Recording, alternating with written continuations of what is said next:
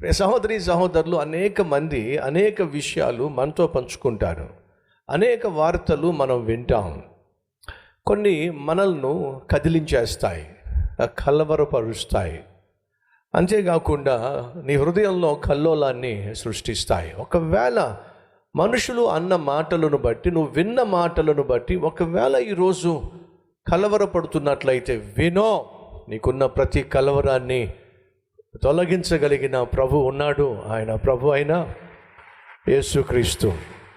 నువ్వు కలిగి ఉన్నటువంటి అనారోగ్యాన్ని బాగు చేయగలిగినటువంటి సృష్టికర్త ఉన్నాడు. ఎందుకంటే నీ శరీరాన్ని సృష్టించింది ఎవరో చెప్పండి? ప్రభు అయిన యేసుక్రీస్తు. తన మహాజ్ఞానముతో, మక్కువతో మనిషిని తన చేతులతో ఆయన సృష్టించాడు. ఆకాశాన్ని, భూమిని, అందున్న సమస్తాన్ని దేవుడు తన మాటతో సృష్టించాడు. కానీ నిన్ను నన్ను మాత్రం దేవుడు తన చేతులతో సృష్టించాడు. అనగా మనిషిని దేవుడు తన హస్తంతో సృష్టించాడు. ఎందుకని? అంతగా ప్రేమించాడు. ఆ ప్రేమతోనే మనిషిని సృష్టించాడు.